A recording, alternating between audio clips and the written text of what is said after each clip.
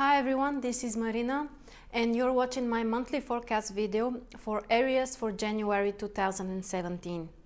Before we start with the forecast for the month, I want to invite everyone to check out my calendar for 2017, where you can find information about the positions of the planets according to their heliacal phases and cycles.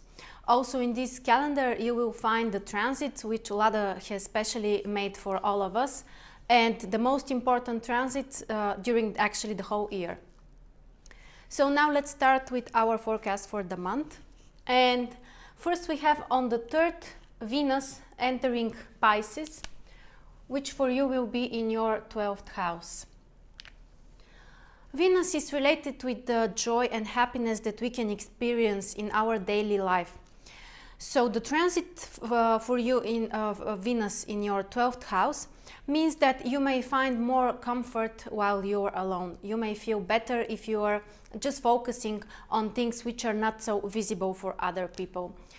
For those who are interested in meditations or spiritual practices, actually the transit of Venus can bring a lot of joy from these experiences.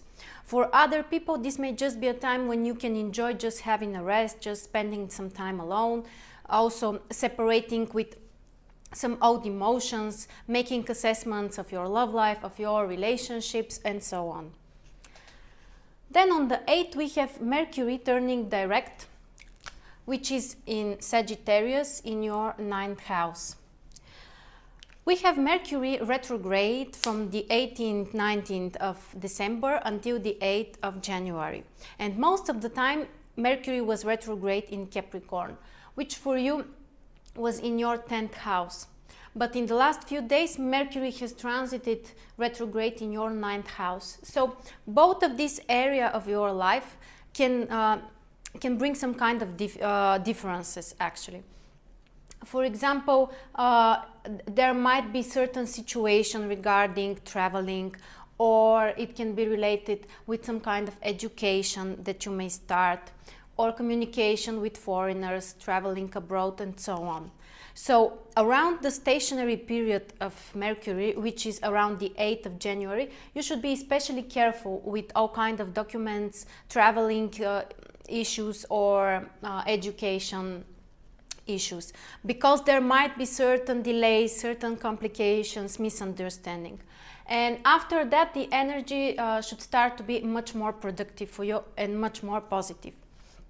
And actually on the 12th we have Mercury entering Capricorn again in your 10th house, which means that after this date you may have the chance to reevaluate the last period of the retrograde Mercury. Some of the things that you have planned or started during this time, now you can change.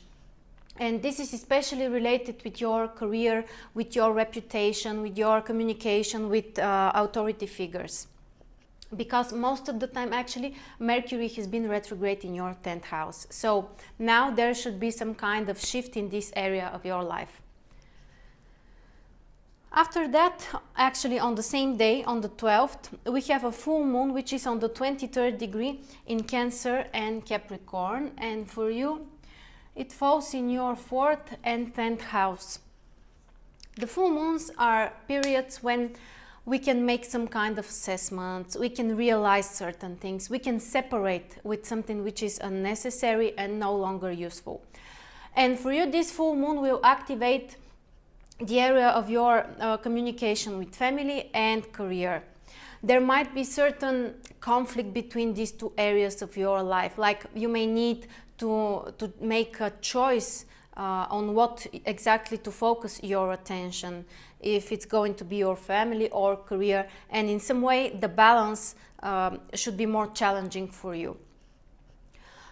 When the full moon falls in your cardinal houses, actually it can have a stronger influence for you, and now you can make a more important, more significant changes in your life. And on the 19th we have the Sun entering Aquarius, which for you is in your 11th house.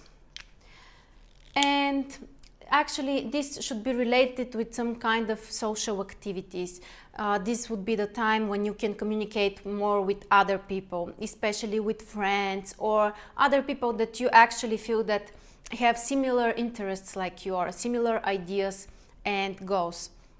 11th house is a very positive house because it's also related with the resources, money and results from our work and career, because this is the second house from 10th house.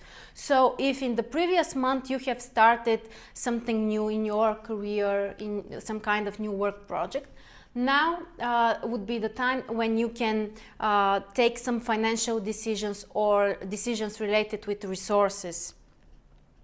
Another meaning of 11th house is also that it's related with our perspective about the future, our goals and actually our dreams. So now can be a very positive time when you can focus on your dreams, when something pleasant might surprise you, because 11th house is associated with Uranus, and Uranus brings unexpected situations and surprises. And because this is the sun and it's only a positive planet, we can expect that actually something positive might surprise you and might come from actually nowhere. So this is a very positive time for you. You should be focused on career, on social activities. You should make some plans, and you should use this time because you can be very productive. And on the 28th, we have a new moon on the 9th degree in Aquarius, which again is in your 11th house. So there will be even more energy in this area of your life, and the new moons bring the potential for some kind of new beginnings, for new projects, new initiatives. And for you, this can be related with friends, with communicating, getting in touch with others. Also, 11th house is related with all kinds of communications, including social medias or other stuff related with the ability to correspond with many people. So actually this is a time for you that can bring a lot of changes, especially related with career and especially including other people. And on the 28th, we have also Mars entering Aries, which for you is in your first house. And actually, this is the most important transit for you. Because first of all, Mars is ruling your sign. Mars is the ruler of Aries.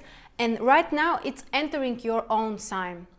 So there should be a very big shift in your energy. You can feel after this time, you can feel a new flow of energy, that you can be motivated to start different things, that you have like literally the physical power to undertake new projects and new initiatives.